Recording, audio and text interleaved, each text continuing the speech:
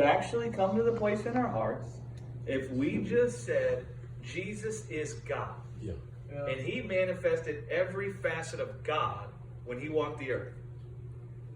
Therefore, I do see it clearly. Right. And the inability to interpret scriptures does not mean I don't see God clearly. Right? And we confuse the two. We try to bring the two. No, here he is. We see him clearly. I cannot understand these verses and still see God clearly. That's why he made it so easy. He saw how complicated it's for the carnal mind to try to unwrap scriptures. It's not that we can't unwrap them or can't get to the truth, but we're not going to live in confusion while we can't see it, because we see God real clearly in Jesus. I mean, real clearly. Right? How many people you see Jesus pronouncing a generational curse on? No. I'm just being honest.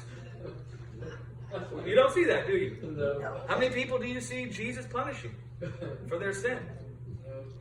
There was the fig tree. He cursed the fig tree. Yeah, he turned his back on the fig tree. Why? Because the fig tree promised to make man fruitful. It promised to give man life. It promised to clothe upon man with life. And it was deceiving man. It made man think that it was good to make one wise and good to have eternal life. And so Jesus came and cursed it for our benefit.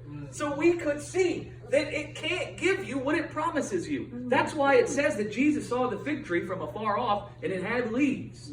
Leaves meant that it should have fruit. The leaves were promising Jesus, if you come to me, you'll find fruit.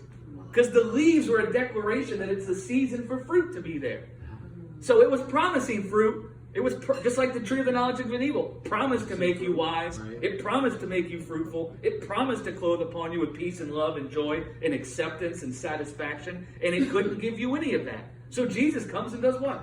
Curses the fig tree for our benefit. He turns his back on it for our benefit. So you can't find Jesus punishing people. You can't find Jesus condemning people. You can't find Jesus making anybody sick.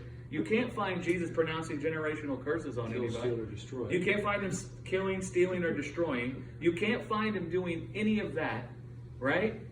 Then you live by that. And you enjoy the great pleasure of the scriptures being opened up to you as you walk with God in the person of Jesus. And they will be. If you begin knowing God according to the truth, you'll be shocked what you start to see connected in the verses.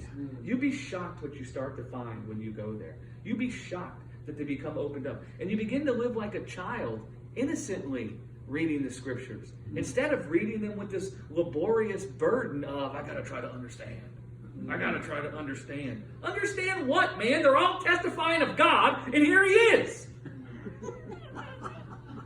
So try to find understanding in him. Here he is. It's like Jesus shows up to have dinner with you and talk to you, and you're busy. No, man, I got to read my verses today. I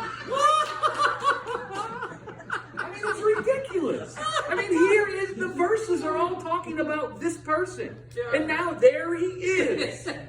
Right? Yes. Poor Margaret. Right? That's right. Absolutely. And that's not to suggest that the verses don't talk about Jesus. They do. And it's not to suggest that you can't learn things about Jesus from the verses. You can. But he came in the flesh. And you can see real clearly in him all the things he did. And it says that he went around doing good and healing all. You find him being called the friends of sinners. Yes. You find the religious people hating him because of how he hung out with the unclean people. Right. They called Jesus a glutton and a wine bibber, guys. You realize that, right? Jesus is God. Their knowledge of God is causing them to call God a glutton and a wine bibber. Can you imagine God? I mean, sometimes I'm busy thinking like, what are these people thinking? In my own head, when I come across like just shocking things. Imagine God standing there in the person of Jesus, and they're calling him a glutton and a wine bibber. Can you just imagine what's going on in his head? I mean, I'm God. Hello. I'm the glutton and the wine bibber, right? I mean, and so, man, I think so many times we go at the verses from a wrong perspective. We want to understand, and then we think understanding is wrapped up only in the verses, and then we can become frustrated, we can find tension, labors, annoyances, but we can find all the understanding that we're going to gain out of those verses in this person, Jesus. And so let us rather rejoice about what we can see clearly in Jesus and be excited about how the puzzle pieces are going to be put together by walking with the God we see revealed in the person of Jesus. And then you will find that you know things that you know not how you know. Just by knowing God in the person of Jesus.